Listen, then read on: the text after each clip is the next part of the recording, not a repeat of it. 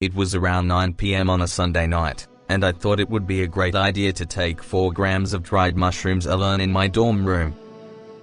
This decision was made on a whim, with very little preparation taken beforehand. My previous experience with substances consisted of 2 mushroom trips, one on 3 grams and one on 5 grams, as well as alcohol and heavy cannabis use. I lived in a suite with about 5 other people at the time, all of whom I considered good friends. Still, I knew they did not share my newfound rabid enthusiasm for psychedelics and may have been concerned or taken aback upon hearing me talk about them too much. Thus, I decided it would be best not to announce to anyone there that I was tripping. It had all gone smoothly the last time I did a high dose, so I figured I would be fine as long as I stayed in my room. Oh, how wrong I was. I weighed out and consumed the mushrooms before heading to the bathroom, planning to take a quick shower before the first effects started to kick in. As I stood in the dirty, claustrophobic, dimly lit communal shower, I began to feel strange bodily sensations and mental fog. This happened within maybe 15 minutes of ingestion.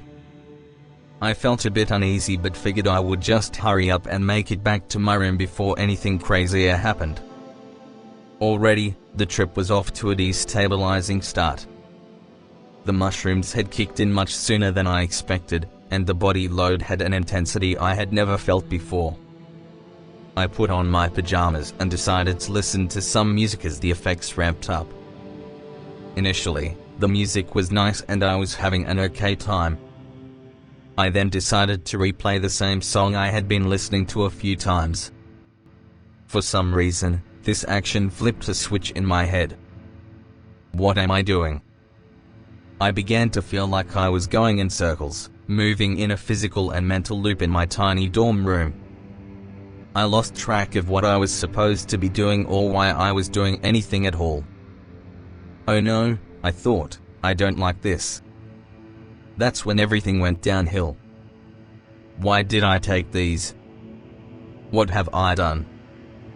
Oh, I'm such an idiot. I began to spiral. I got the sense that life was a huge cosmic joke, that I was going nowhere. The atmosphere became dismal and eerie. I was feeling emptier by the minute. I desperately needed a change in setting, so I turned off the lights hoping I might be able to relax easier. This didn't work. I had informed my sister earlier that I was tripping and would call her if things got bad. I shouldn't have placed that responsibility on her, especially since she had never tried psychedelics and had no idea what I was going through. Regardless, I called her and she said something like, "Oh no," and looked at me with pity. To me, it looked like she had somewhere to be and I didn't want to be a burden, so I told her I was fine, although I was very much not. She told me to hang in there, and I ended the call. That didn't help at all. I was suddenly alone again in my dark room. I felt nausea creeping in and the weight on my body was sucking all my energy. I felt numb, tired, anxious, and weighed down by a strange existential dread. This force was so heavy I felt like I was going to pass out.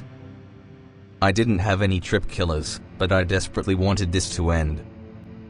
I strongly considered throwing up the shrooms and pulled my trash can towards me, although this probably wouldn't have helped anyway as the psilocin had already entered my system. I didn't. Instead, I sat for what seemed like an eternity in my desk chair as I gradually lost all sense of who I was. Looking at the gloomy, dark window did not help. Not feeling an attachment to my identity should have brought peace, but in this state it was deeply disturbing. I knew that I had to let go, but I had no will to let go, or to do anything anymore. It was like every ounce of hope had been drained from my being. I felt lost. I couldn't make myself feel anything besides this anxious emptiness. I was no longer in control of my own mind. Time became unreal. I felt disconnected from the source of everything, and I was certain I had gone permanently insane. I was completely and utterly alone, with no life to look forward to and no ultimate purpose. As this continued, I couldn't even muster the strength to sit up in my chair, so I climbed onto my bed and laid down. I tried closing my eyes, opening them, looking around. Nothing made the feeling stop. Disorienting patterns were flowing on the walls. My own room felt foreign to me. I entered this weird limbo state where nothing was real outside of my disembodied consciousness. I didn't see physical demons but felt malevolent presences coming and going as I sat in the dark, mocking and punishing me for my arrogance. It was an experience of eldritch horror, punctuated by overtones of a cosmic loneliness. I couldn't make sense of the dimensions I entered. I closed my eyes and saw dark, lifeless, repetitive geometry flowing behind my eyelids. Black and white parallel lines stretched out into the void as far as I could see. I could look around in my mind's eye and explore this space, but all I would find was the same eternal pattern. This was the physical location of hell.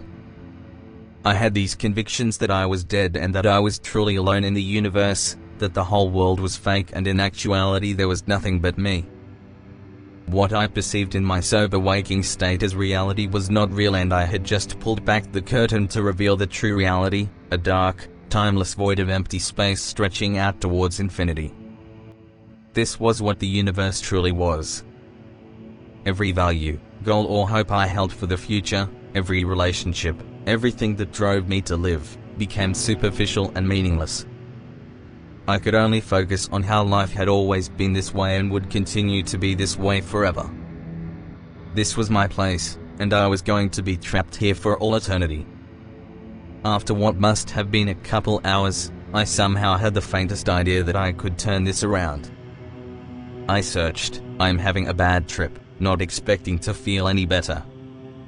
I came across an animated video. The music, humor, bright colors and overall message helped ground me back into human reality. I decided I needed to surrender and accept how I was feeling. I had been resisting this trip since it started, telling myself that I didn't like it and holding on to my ego. The video helped me feel amazing for a bit, like I had faced and conquered a demon, but the longer I spent in my room the more I slipped back into that same loop of existential dread. I decided that I needed to do something with myself. I was having inklings of needing to be somewhere, of not being in the right place, not sure how else to describe it. It was 12 a.m. at this point and I was wary of wandering around my college campus at midnight on drugs. Still, I decided to get dressed and go out, as I had an uncontrollable desperation to get out of this room. The idea of trying to act sober in front of my friends, who I knew were in the common room, was really overwhelming, and something told me they were going to judge me intensely. As I passed them, I think I muttered something like, "I'm gonna go for a quick walk." I couldn't really make out the looks on their faces, but I could tell some of them were a bit concerned. They still had no idea I was dripping. As I walked aimlessly down the road outside my dorm building, I felt worlds better than I did in my room, no longer tortured by the cosmic void, but I still felt lost and lonely and unsure of who I was. I also had no plan for where I was going. That was when I saw someone on a bike coming towards me. Paranoia initially kicked in and I started to freak out, but I soon realized it was one of my good friends who had been at a party that night. She happened to live in my suite as well. A familiar face at that moment did wonders for my mental state.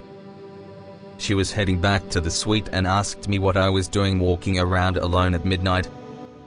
She seemed concerned. I could hardly string a sentence together, but I remember telling her that I had taken 4 grams of mushrooms and was having a really awful time. I was embarrassed about this and assumed I was acting pretty strange.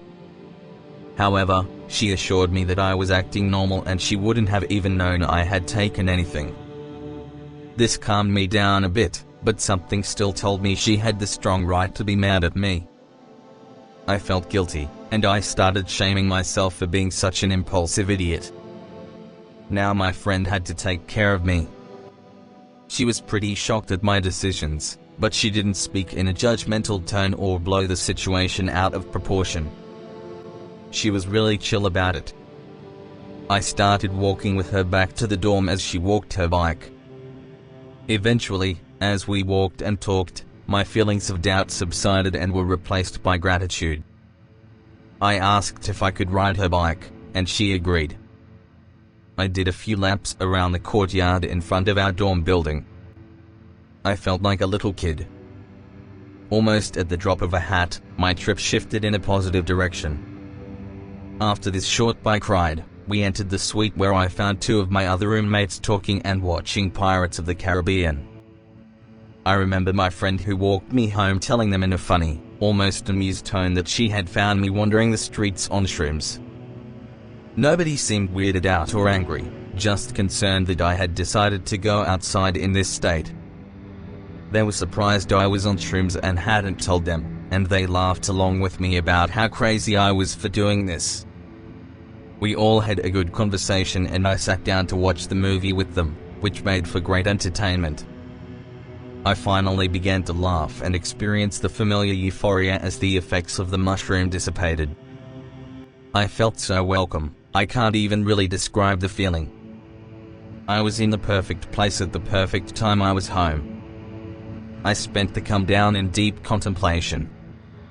As I sat in the common room, I was overwhelmed with gratitude, relief, and love. I don't know what might have happened if my friend hadn't found me. I thought about what a miracle it was that our paths crossed, and how grateful I was to her, and to the rest of my friends, for simply being there. This brought me to the verge of tears. They all showed concern and welcomed me so warmly. Of course they did, they were my friends. But for some reason, in my shroom headspace, this took me by surprise. I had been isolating myself. These were my closest friends, yet I still didn't feel comfortable telling any of them I was tripping due to fear of judgment. But that judgment never came, or at least, was never strong enough to change the way my friends felt about me. What was I even afraid of? Of course they weren't going to disown me for doing shrooms. They cared about me. I thought about the cosmic loneliness I felt earlier. That was the fate that awaited me if I closed myself off, if I didn't accept my oneness with everything, including other people. I had been this way for most of my life, living in intense fear of social interactions until I began to branch out in college. Even after a year of great friendships there, I still held many insecurities and exhibited old tendencies to self-isolate and neglect my friends. I was hiding away in my room, knowing I was making stupid, shameful decisions, and this set the perfect stage for a negative experience. I think that the shroom was ultimately leading me to make contact with my friends so I could learn this lesson. This trip was one of the most horrifying yet illuminating experiences of my life. After this experience, I was afraid to be alone. Every time night fell and I would find myself alone in my room, the haunting feelings of emptiness and non-existence would resurface. The world took on a negative twinge, the opposite of the rejuvenating afterglow I had after my positive 5-gram experience. For about a week afterward, I experienced derealization. I was disconnected from my surroundings, like an observer unable to interact with the rest of humanity. Life felt so depressingly meaningless for a while and I found myself questioning why I was here at all. The second story is coming up next. I'm 24 years old. I consider myself a relatively sane, creative, thoughtful, kind, and engaging person. Ever since I took LSD about a year ago, I've been open to and fascinated by the world of psychedelics. I've lost count on the amount of times I've taken acid, though if I had to guess I would say close to 100. It was the chemical I lost my psychedelic virginity to, and it holds a special place in my life. Because of it, I probably overthink things a tad and make unusual connections between thoughts. Many of my drug experiences have been within fairly close proximity to one another, though I do recognize the need to space out these powerful experiences and integrate what is felt in one's life. I have taken Bridges Cactus 7 times, and have felt the Earth's guidance on each trip. This plant has shown me a deep love. I've taken ayahuasca twice with no purge, and while the experiences weren't exactly visually groundbreaking, afterwards I felt somehow cleansed, opened in a way I can't put my finger on it. I smoked DMT once, had some stimulating closed-eye visuals but never got very deep. A handful of interesting salvia experiences. Smoked datura leaves one time and had a very bizarre lucid dream. Cannabis is consumed almost daily. And finally mushrooms. There is something unsettling about these creatures. I know they are my plant allies, but I'm still scared of visiting them as they show me truths I'm not always ready to face. I have had 7 mushroom experiences, all of which have been spiritually profound, mind expansion trips that extend beyond the time the active compounds leave my body. This trip is one of them. Presently I have been noticing a lot of death in my life. Not personally, but for my roommate who found out his estranged father was dying, the hearing of losses amongst co-workers, strangers, animals. My neighbor killed a snake with a shovel a few days ago which has been bothering me, etc. Life and death occur all the time, but I perhaps got a glimpse at what it's like personally. 9 days ago, I came home from work, smoked a good deal of weed, put on some Rush and was jamming a bit. I was having fun, but there was this ominous feeling that I couldn't seem to shake. I was by myself in my room. It wasn't really an ideal time for a trip as I had work early tomorrow and I like my wits about me on the job. But sometimes profound things interrupt our daily lives. I like to think these are growing experiences. I had stored in my fridge 56 fresh grams of golden teacher cubes. Prior to this, my largest dose was around 39 grams, and that experience could be described as visionary, life-altering, and mind-expanding with full-on entity contact. Anyway, for some reason I can't explain, I decided to eat all 56 grams. I was already very stoned, enjoying the music, just hanging around my room. I asked the mushroom spirits for their blessings and to show me visions of truth, beyond judgment, though I didn't really consider the consequences. About an hour and I sensed the mushrooms come on, as I was experiencing highly delusional, alien, and bizarre thoughts, which often occur on psilocybin. Certainly unsettling is the possibility that there is truth in these often nightmarish fantasies. The nature of my thoughts were of death, loss, decay, pain, repressed emotions, and such. A sense of dread seemed to penetrate my body as I tensed up. I tried to sway the course of the trip towards a positive mindset, but my fighting only seemed to speed up this overwhelming emotional roller coaster downward. I've been on bad trips before, but I have always been able to manage my confusion and pull through. This, however, was a new dimension of confusion and pain. I imagine my parents, who are both alive, had died and I was all alone. I felt like I had been stabbed by a cold blade of overwhelming sadness, loneliness, not being able to cope. Maybe I was just stuck in a negative thought loop, that my mind was the culprit. I reminded myself that mushrooms are powerful teachers of truth, and yet the pain I was feeling became unbearably sad, depressing and immobilizing. There was a brief yet unbearable moment where the thought of suicide arose in my mind. I didn't want to kill myself, but the thought was present. I kept asking why I was experiencing such sadness. I tried comforting myself by thinking this was preparation, a test, for my parents' passing and that I had to get myself through it. And yet the emotional devastation magnified tenfold despite my efforts. The whole time I kept wondering if I was just going insane, if I'd finally gone off the deep end and completely lost it. This seemed to last a miserable eternity. While the visuals weren't as mystical or groundbreaking as previous lower dose strips, the flood of emotions was beyond anything I've ever felt in my life. I got 2 texts from my friends telling me about the solar eclipse. A little motivated, I got dressed as fast as I could and ran outside to see.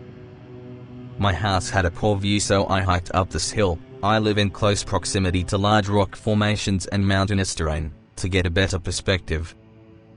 I was about to climb on this rock when I noticed a little snake slithering along the dead leaves. I got scared and stepped back, watching it disappear into the brush. I recently watched Natural Born Killers and thought of the scene where the Indian and the rattlesnake were exorcising the main character's demons. By now I had obviously missed the eclipse and decided to head back home before it got dark. I got back and sat outside on my front yard, frightened by the possibility of whether or not I was really losing my sanity.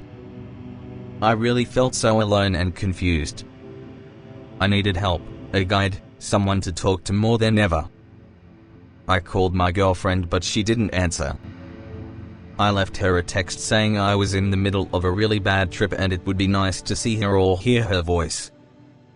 She called me a few minutes later and asked me how I was doing. I told her I felt devastated, sad, as though I lost someone, though I hadn't. We both cried before she said, "This is summed up from a long conversation. I think you're psychic." It's been a terrible day. Something happened to my best friend's mum. She killed herself. I'd never met her mom, nor do I know anything about her. However, I've been friends with her daughter for a short while. My girlfriend and I were on the phone for a while, then we said we would talk the following day. I'm speechless and unsure what to make of it. I have faith in the mushrooms, but I'm a little scared as they've mentally, spiritually, and psychically thrust me deep into a new dimension. Is it possible that this was some sort of telepathy? I mean, there's the possibility that what happened is pure coincidence and it's just my mind that is creating meaning out of these events. But something tells me otherwise. The third story is next. I do not consider myself, even now, as an experienced tripper. I certainly wasn't one that late August night. Since then, I've had a few amazing acid experiences. Mushrooms are a whole different animal. I'm writing about this experience in hopes of finally just forgetting about it and letting the past be the past. I can't be very technical in terms of what kind of mushrooms I ingested, or even how much I took. I was extremely naive and completely uneducated, and the whole ordeal was impulsive. That night, my dear friend Alex and our friend Jack got together and smoked a few bowls before going to see a movie. Going to the movies stoned is always fun, and it was. By the time we got out, it was around 2 a.m. Considering how great the end of summer weather was, we didn't want to call it a night, and Jack suggested that we go to his friend's place to smoke in his backyard. Richard, his buddy, wasn't someone I would have hung out with otherwise. Never liked him. First big mistake. So we headed over, picked our lawn chairs and kicked back. Richard packed a bong and the rotation began. Green crack is what he called it, a couple rips and I was rolling. A few minutes in and Jack pulls out a little baggie from his pocket. It was filled with dried, white-brown morsels. Anyone interested? I'd like to think I'm the adventurous type. I immediately said yes. Alex wasn't interested, but Richard and I were both given a small handful of caps and stems. After a moment of hesitation, I smiled and threw them in my mouth. You could see how it went so bad. I was around someone I didn't particularly like, at an unfamiliar location, in the dead of night. Buzzing with anticipation, I partook in another rotation and kicked back. After about 20 minutes, I began to laugh uncontrollably. I looked down at my jeans, and saw the threads of the denim snaking up and down my legs. Richard kept saying something about us connecting with nature, but I wasn't really paying attention. The sky caught my eye. It looked like a quilt, each section a different color. I don't know what thought came into my head, but it was a complete and utter decline from there. It hit so fast. My eyes closed, and I was in a pit, a literal pit. The walls were made of dirt, and I was broken and mangled at the bottom. I felt bugs crawling on me, maggots and flies. I looked over to my arm and saw myself rotting. Keep in mind, this was also real. I felt everything, and I was completely disconnected from reality. I looked up from where I laid and saw murky light pouring in from the opening of the pit.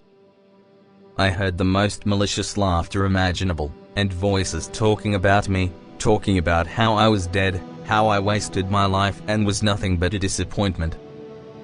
I wanted to cry out in defense, but I couldn't speak, let alone move.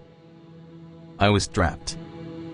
Then I was back on the chair in Richard's backyard. My friends had morphed into these fat, hideous slug-like creatures. One was sitting across from me, and the others to the right of me. I stared in horror and they clicked their weird little claws together and laughed, talking about what a freak I was, that the world is better off without me. At this point, I could only come to the conclusion that I was dead and in hell, and that I would spend eternity in Richard's messed up backyard. According to the other three, I began to say no over and over again. I got up and rushed to the front yard. Richard's suburban, cookie-cutter neighborhood was on fire. The trees were swaying back and forth rapidly. I spotted Alex's car and rushed to the passenger door, but it was locked. I just wanted to go home and see my mom's face and smell something familiar and safe. I fell to the ground and leaned against the tire. Out of the three, Richard is the one who came to see if I was alright. I saw him walking towards the car and I rushed to him, hugged him for dear life. I told him I was scared and he rubbed my back and told me everything was fine, that I was just dripping. The visions had died down a bit. He led me back to where everyone sat. Alex was half asleep, and I remember feeling hurt, like she didn't care that something was going very, very wrong. This feeling brought back all the horror and I screamed at the top of my lungs. I reached for my phone, because I couldn't really recall who I was and figured I could find a familiar text or contact. Of course, it was dead. I freaked and begged Alex to take me home. It felt like hours before she finally decided that the situation needed to be handled. I ran to the car, followed by Alex and Jack. The ride was nothing short of horrific. I was clutching on dashboard, shaking and trying to figure out my name. Jack, who through this experience I learned was not a friendly person, kept saying that he wanted to be dropped off first. Clearly didn't care that I was going insane, that the drugs he gave me had thrown me over the edge. I screamed and told him I needed my mum right away. Alex got lost in Richards' subdivision. At least, I think she did. It took forever to get out. Every street sign I looked at had my name on it, and it felt like we took a left turn onto the same street 100 times. It was never ending. I couldn't shake the feeling of pure dread. When we finally reached my house, I snatched my purse and bolted out the door. I remember hearing Alex speed off. Once again, the feeling that no one cared, that I was the freak those slugs said I was. I ran inside and went straight to my mum's room and crawled into her bed. The sheets were covered in bugs, and I thought, no, it doesn't matter where I go, I'm still in hell, I can't escape. I snuggled close to her and she woke up, asking me what I'm doing, her voice heavy with sleep. It didn't sound like her, and I was so scared, I hopped off the bed and rushed to the bathroom. I figured a shower would knock some sense into me. I stripped down and jumped in, crying as the water hit me. I looked over to the windowsill, which of course, was covered in bugs. I slipped and fell, then got out. Naked and soaked, I ran back into my mom's room. She was sitting on the bed, the lamp on, a bewildered look on her face. "Mum, I've been poisoned and I'm dead," I screamed. She just stared at me, trying to understand. I thought she was going to start taunting me, like the slugs, so I ran away, through the hallway to the TV room, where my stepdad was. He was sitting on the recliner, looking completely confused and almost disgusted. I just stared at him, naked and confused. I think I ran to him to make sure I was home, that everything was normal and in its place. After a moment, I ran back to my mum's room and just started crying on the floor. "Who poisoned you? What are you talking about?" she kept saying. I clutched my stomach and explained to her what the slugs told me. I was dead, I wasted my life, that she wasn't my mum.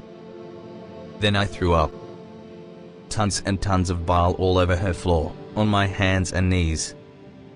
I heard static in my head, and through the static, I heard her say, "Aren't drugs fun?" over and over again. Funny thing is, she really was saying that.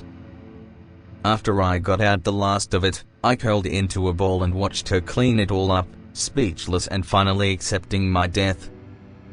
Eventually, I crawled upstairs to my room and got in bed. I've read about ego death, and I'm pretty sure that's what I experienced. It began with me getting a hold on reality and then watching it crumble, over and over again. I tried to remember things, anything really, but I couldn't. I didn't have any memories or recollections, I couldn't remember my name, and my body just didn't exist. I didn't feel the sheets or the water on my skin. I closed my eyes and was just this ball of energy and light, shooting through space, passing stars and planets. I went from terror to bliss. Completely lost myself and realized I'm everything and nothing, and so is she and he and everybody, and I'm not alone. It felt so wonderful, I just wanted to stay. As the sky began to lighten, I finally came down. I stayed in bed, sniffling, and my mom came upstairs with a cup of coffee for me. "Are you okay now?" she asked me. I didn't say anything, just reached for the cup and downed it. The trip lasted roughly 4 hours. In hindsight, it was a disaster before it even happened. I ate way too many, the environment and the people were shit, and I think I had a really bad reaction to them. I've never thrown up so much in my life. For a good 6 months after this, I was severely depressed. I couldn't smoke without getting panic attacks, I didn't hang out with anyone. I just sat around, thinking about the experience and what it meant, if anything at all. I went to therapy and was diagnosed with PTSD. It was a slow recovery. I can't imagine anything worse than truly believing you're dead. My experience was extreme, and I regret it. Don't be stupid about serious things is the lesson, I guess.